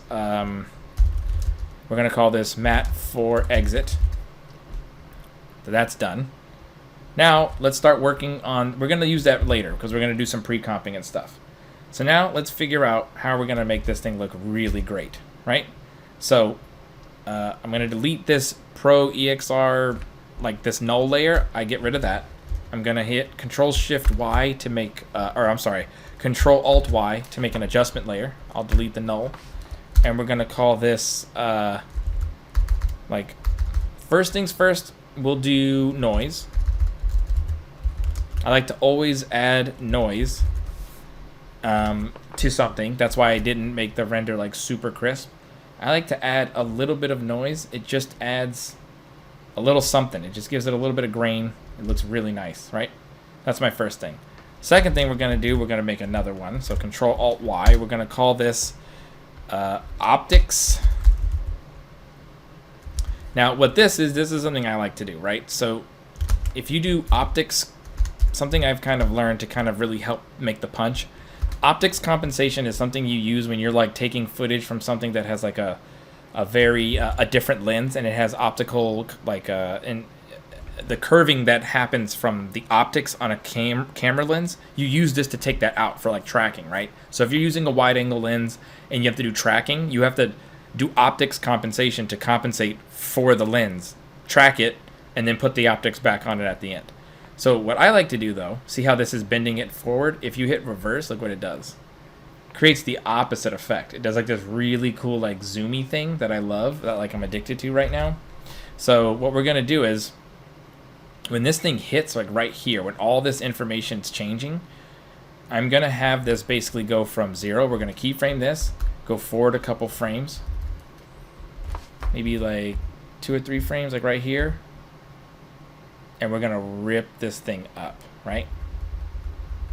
And we're just gonna, again, go forward a couple frames, and again, I'm having fun with this. I don't really have like a rhyme or reason, right? So we're gonna hit U once I get these keyframes done, and we're gonna see like visually what we're getting, right? It's kind of cool, right? It just kind of adds this extra layer. I think it's maybe too much, so I'm gonna bring that keyframe in. Something like this. And again, I'm watching it. I'm looking for what my brain is telling me is like, it's looking really good, right? So now After Effects is different from Cinema. By default, you don't have any ease ends, right? So what we're going to do is we're going to grab the apex, which is the blurry one, and we're going to put 2 Bezier arms on that. We're going to play it again. Right? Now again, it's not too bad, but I think what we really need is, so again, I'm feeling this out. I know I'm not talking much. I'm just looking. I'm checking to see where my animation's at, right? So I like that. I kind of like it happening really, really quick, right? It happens quick, and then it like settles. Now what I'm going to do is I'm going to grab this last keyframe, and I am going to tell it to ease in. So I'm going to grab this, and I'm going to push this even further. So what that's going to do is it's going to help settle it even faster, right? So if I jump back to my layers, I'm just going to keep pushing this. And again, now if you're looking at this, you see now it's just kind of flowing together. Again, animating, the way I like to animate is just really layered, right? Layers. You want layers of movement. The logo's tilting ever so slightly. You've got these this optical thing going on. It's all these really, really cool things. And I really, really like it. So it's looking really cool, right? It's got some attitude to it. It's got some noise in there. Now again, what if we sit there and we're looking at this background, right? So this is the beauty of, again, Cryptomats, right? So Cryptomats is, like right now, I'm looking at this. The background doesn't bother me, but what does bother me is not the timing of it. It's the fact that it's just coming in as a giant square. It's kind of lame, right?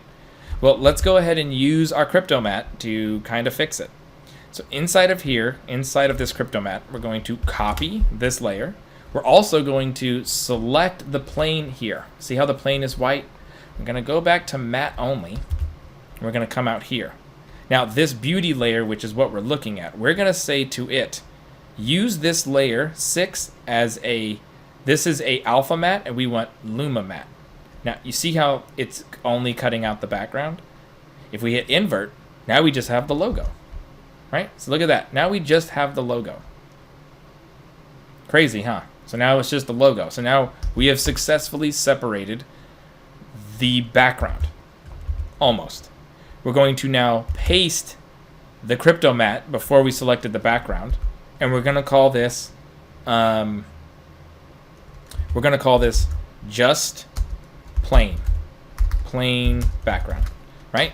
Now here, we're going to select the crypto matte and we're going to select the same thing, the plane in the back. Go back to matte only. This time we're going to duplicate the beauty, and instead of it referencing frame 8, have it reference frame 5 and uncheck the opposite. So now you're probably saying, what the hell is that for? Now we have two things, right? So now we have just the logo and now we have just the background. They're separated now. Again, compositing. You want the freedom to be able to break whatever you want apart, right? So we're going to make these two the same, and we're going to call this just the plane, right? We're going to take these now, and you're going to take the crypto matte it's referencing and the plane layer, and we're going to hit Shift C. We're going to pre-comp it, and we're going to call it just background plane. Now, guess what? Now this is just the plane. Now it's separated, right? Now what the hell does that mean? That means now what we're going to do is we're going to even do another Illumamatte, basically, to kind of help us reveal this so that it's not just a giant square, right? That's boring. So what we're going to do is we're going to go up to our tools. By default, I like to use circle, so we're going to go to our ellipse tool, right? And make sure you don't have anything selected, and we're just going to hold shift and control and drag this guy up, right? Just going to do that. Now, once we have that and we're ready to go, what we then want to do is we want the anchor point to be, so we're going to hit Y, and we're just going to make sure that this thing's in the middle here. That's good enough. Cool. So now what we have is we have a shape layer. And the shape layer, we're going to center it on the composition, and hitting Y, we're going to make sure to put this anchor point again. It doesn't have to be, we don't care for it being perfect. We're just going to do this, right? So now we have our shape layer. So we want this layer to basically help reveal just the background. But we don't want it to just be a circle. That's boring. Again, we're going to type in turbulent displace. And what turbulent displace does is it takes the shape and it makes it rough. We're going to increase the amount, and we're going to lower the size so it gets to something kind of like that, right? Now, as you can see, it gives us a great deal. Like, look, we can animate it so it looks like a blob. We can also change the complexity so that it gets more and more like rough edged, which again, maybe we want to do something like that, a little bit rougher. So now look, now we've got the shape layer and we've got our just background plane. So we're almost there. We're getting really close to getting this thing done. Let's just make it look really great. So first things by default is, again, we look at the amount of frames. So if you turn off my shape layer and you look at the amount of frames this thing is to come in, so it's 1 frame, 2, 3, 4, 5. So in 5 frames, the background comes in. Okay, so in 5 frames, we're going to have the shape layer animate from its current size, right? From 0 to full screen, because it's wiping on the plane. So we're going to actually take this down to like 5%, where it's barely there. And in 1, 2, 3, 4, 5 frames, we're going to have it go from that to this. The whole screen's going to go red, right? It'll make sense in a second here. So check this out. Now what you have, and again, this is all about control, guys. I'm trying to control and have more options for when the client comes back and changes stuff later. I want more options. So I'm going to extend this out, and I'm going to like look at it. Not too bad, right? So now what we have to do is we have to create another Illumamatte for the just plane to reference, right? Because we have just the plane by itself, but we want it to be roughened up by this shape. So how the hell do we do that? Well, we don't really need a Illumamatte. We could, but it's an extra pre-comp step. We don't need it. We can actually just select this, pick the pick whip, go up here to your shape layer, and voila. By using a alpha matte, what that's basically stating is that the alpha, right, where there is something is now cutting it out. And as you can see, look at the edges. The edges are rough now. They're not so perfect and not so nice. And as we scroll through, you now have this like kind of cool, different sort of an animation kind of coming through here, right? And it's really kind of neat. It's just different. It's not just a giant blob, right? Now on top of that, what we can even do is as it's scaling up, it is animating, right? But what if we want this to kind of just have a slight cycle through there? Well, the easiest thing to do is to do an expression. So if we hold Alt on the evolution, click that, type in time, and do your multiplied sign. What that basically means is whatever numerical value we put in here, it's just going to cycle through on the evolution. So time times 20 is going to basically mean it's animating at a certain percentage, right? And now this is super fast, so like it doesn't really matter, but it's fast, right? So now you have this like really cool bleeding effect that looks really kind of neat, right? Now, for the turbulent displace, when you're ready to render, make sure anti-aliasing is on high, right? And I don't really mess with all the cycle evolutions for if you need this to loop. We don't need it to loop right now. We just want it to be different, right? So now check this out. Wham. Now we've got this going on. Now why is that important? Well, now when we uncheck this, look what we have. Now everything's, again, working in unison. So I'm going to change the color so I know that these two layers are linked together, right? That's the background. And guess what else I'm going to do? I'm going to put it below the beauty, right? So now what we have is the beauty layer 5 is referencing the crypto matte layer underneath, and that's my logo. And then these two bottom ones are just the background plane. But because of compositing, they're all good to go, right? Sweet. Now, this is looking pretty solid. Now, what else can we do to kind of really ramp all this up? Well, let's see. Do I have any sort of... Let me see if I have some sort of hold on. Let me see if I have some sort of like a shake. Do I have something like that? What is this? I don't even know what this is. Nah, I don't know what that is. That's not what I'm looking for. So, what we have is now we have the animation and it's really looking good, right? Now, again, this is 1 second, right? So it's really quick. So now that we have all this stuff, we're almost done. Now, the last thing we want to kind of do is we want to do Control-Shift-Y. Now we want to do our color correction, right?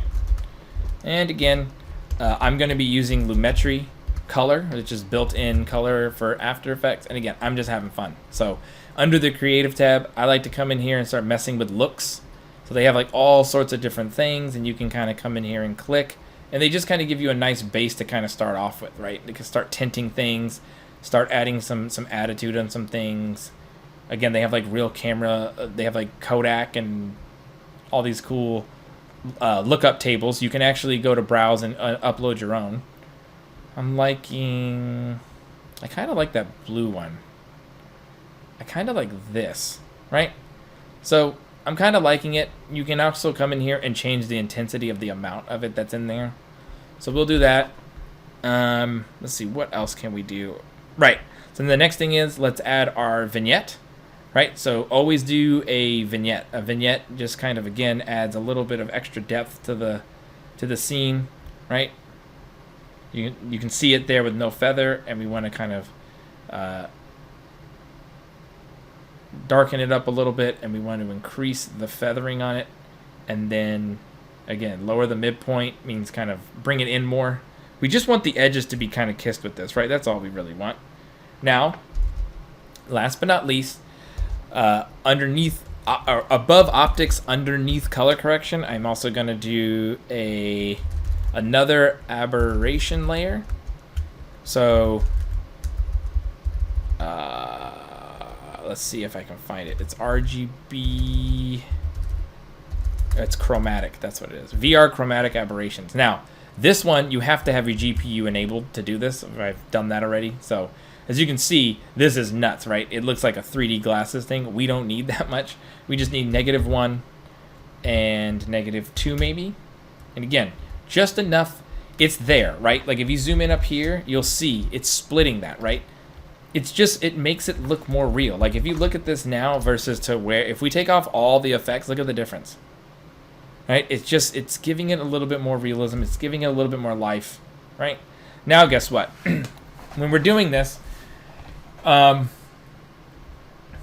we need to do something, right? What we need to basically do is we need to create, as I'm looking at this, we need to create one more thing. We need some sort of a light sweep or a shine, right? So when the logo hits, it's almost like you want it to be like, I'm here, now like pay attention to me. So an easy thing we can do is just add a light sweep to it. And now that we have all of our assets in here with what we need, it's going to be a piece of cake. Actually, it's already done. So if you look at this layer, right, this is our beauty that's referencing layer 8 here for the crypto mat. It's just the logo. So now if we come in here and we do a CC light sweep, which is a default thing in After Effects, it's just a default effect. And we grab this little thing here, look, it's going just on the logo. That's what we want. But maybe it's not. Maybe we don't want it to go on this back layer, right? I don't want it to go on the metal layer. So let's delete the CC light sweep, right? Let's go back into the crypto, right? This is the crypto layer. We're going to copy this, go back out. We're going to come up here. I'm not even going to use the denoise layer. I'm just going to put it down here and lock it. I don't like the denoised. I like to use the regular beauty just because there is a little bit of built-in noise in it, and I like that. So we're going to paste this matte. We're going to go back to color so we can see what we're doing. And I just want this front. I don't want anything else in the scene. Go back to matte. So now I have this, right? We're going to change the color of this to blue, and we're going to duplicate the beauty, and we're going to also change it to blue. So now we know these two layers are linked. And instead of referencing layer 9, we're going to reference layer 6. So again, if we solo this, that's not what we want. Uncheck invert, that's what we want. Just the logo, right? So now we're going to rename layer 7 logo with light sweep. We're going to apply light sweep. Now it's only affecting, again, using compositing to our advantage. Right? We're only using it on the black part of the logo. So now what are we going to do? We're going to rip up the intensity of that light. We're going to maybe add some width to it. We're also going to add edge thickness or edge intensity. So now when we move it, we're getting this really nice effect. Now we can also come down here. We can also do composite, or we can do a cutout, but we're going to leave it on add, right? Just going to leave it on add. Let's see. I want to maybe lower that. Okay, so let's animate this. I'm going to change the tilt. I want it to be more vertical, right? So check this out. Now we're just going to animate this. So now this, again, same principles that we did in Cinema 4D. Just a little bit different, right? Tiny bit different. So what we want is the light sweep is over here. It's sitting there. So what we want is right when it hits, right? So what we're going to do is we're going to keyframe the center. We're going to hit U to bring up so we can see our keyframes. On this frame, we want it to be here. So we're going to go page up on the keyboard to go back a frame, move it completely out of the way. So this first keyframe, it's not even anywhere near our logo. Second frame, it's ready to animate. Then we're going to go forward to about frame 23, and we're going to move you over here. Right? So now that's our second keyframe. We're going to hit page down and move this out of the way. Now when we watch it, look what happened. Now we've got this nice camera, again, staggering the animation. Right? We have the light sweep opening, and as soon as it ends, guess what happens? The logo starts to open. That type of staggering animation is kind of what makes things interesting, right? This is still boring, though. Remember, linear is boring. So what we want to do is we want to do fast at the beginning. So we want to do basically just an ease in to here. So we're going to do an ease in. All right? And now, again, After Effects with some of its stuff is not the best with this, but it's going to... It'll work for our purposes. Right, so now we've got this ease in up here, and we don't really have the Bezier arms. And I don't think you can pull them out of this, but I mean, let's see. Maybe we could try. Nope. Nope. So anyways, that's kind of working, right? And then here, if we do this, which is a ease out of this, we're just seeing how that looks. I don't like it. So we're going to take the ease in or ease out of these off. We took them off. And now we're going to basically do is we're just going to leave these as it is, right? So, but guess what else we're going to do? To kind of help that, to kind of slow it down, what I want to do is I actually want to keyframe the width of the light sweep. So if we keyframe the width, I want the width to be this width way down at the bottom. At the beginning, I actually want it to be a little bit wider. See how it's starting to peek in through here? You see how it's starting to peek in right in that corner? We're going to move this over now. So that automatically updates this keyframe. Now this keyframe is wide, and guess what? Widens and then thins out. That's going to give us, again, more variation is good. We're going to come over here, hold Shift F9. That's going to put an ease out on that keyframe. Again, default is okay. I don't think it gives, oh, it gives us an arm on here. Awesome. So we can actually pull this in. Okay, now if you see, again, it's all about different rhythms and timings. So now we've just really layered this all out. It's looking really solid. It's looking really good, right? Now, we're almost done. Now we just have to worry about how do we get this matte to work, right? So this matte for exit, if we turn this on, again, this is just the white part in the middle. So what we do is we copy this, and we're gonna lock and hide that layer. Or actually, let's just do this. Control copy it, delete it. Control A for everything. Control Shift C to pre-compose it, and we're gonna do all composited layers, right? And you want to move everything. That denoised one can stay, that's fine. And we're gonna paste the matte for exit at the end. And guess what we're gonna do? We're gonna pick whip the matte to that layer and tell it Luma. Inverted. And as you can see now, what we have, and finally at the very end of this, the animation is now opening to the next shot. Now, we're almost there. There's only one more thing that we have to kind of look out for, but it's an easy fix. But as you can see, now we're ending on one, so like I'll put a solid back here so you guys can see what this is now doing, right? So the blue is shot 1.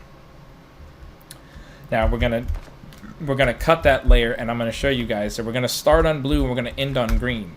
So that's how the shots work, right? So blue is shot 1, comes in, animates in, does its thing, looks great, and then we animate out to shot 2. So shot 2 animates out and it wipes fully clean. See how we even have a little bit of this there? That's great, because that's gonna, again, we don't want our last frame to be 100% empty. We want some sort of semblance. We want something visual to remind us, hey, this video's over. So the next frame that plays in the video, it's just completely gone. But we need that little bit of information. It kind of helps your brain complete the puzzle because it's just so fast. So we have 30 pictures. It's looking really good. Let's just do one last. It's one thing that's been bothering me. And that is this little edging here, which sometimes happens when you're doing these types of Luma mats and stuff. There could be a little bit of bleeding going in with the animation. Like you see it here a little bit. Again, we're just gonna do a little bit of, it's only on 2 frames that you're seeing it, right? 1, 2. So we're just gonna do a quick garbage mat to kind of fix all that up. So with that being said, let's do it. So now we have everything working. We're going to grab layer 2, and we're just going to go into the pen tool, and again we're just going to do some basic rotoscoping. We're just going to take this out and take this out. This is going to be pretty easy, to be honest. You're just going to, again, we just want to get rid of that. So we're going to close our mask, and it's gone, right? So we're going to hit M for mask, keyframe the mask path, go forward a frame, and oh no, now what? Well, it's cutting out the wrong stuff again because we're kind of rotoscoping. So, again, all we really need to do, guys, is just kind of do that. And if you turn this none, see the lines are way out here, so that's all we need. So we're going to put this back to add, and then we're going to go 1 frame ahead. We're going to hit Control T to grab the whole thing. We're going to scale this up to reveal the whole screen, right? And then that's it. Now we don't have to roto anything else because, well, it's all just playing within this frame anyway, so we're good to go. Now we've cleaned up that last thing, and now we have ourselves an animation. Now you could really just keep going with this, again, layer upon layer. You can add camera shake right here. You can have light coming. You can add volumetric lights if you have like Sapphire plugins. They have an awesome camera shake. You can also use like a Red Giant has like a light shine where you could create volumetric lights coming from the back. And again, you could spend hours more on this, but I think what I wanted to kind of share with a lot of people is the tricks and the tips to take a kind of a boring idea for an animation where we don't have a lot really going on here, but it's looking pretty sick. So I hope you guys found this pretty helpful. I'm going to be doing a lot more of these. If you want to hear something specific, let me know in the comments below. And thanks for listening, and I will talk to you guys next time. Thank you. Bye.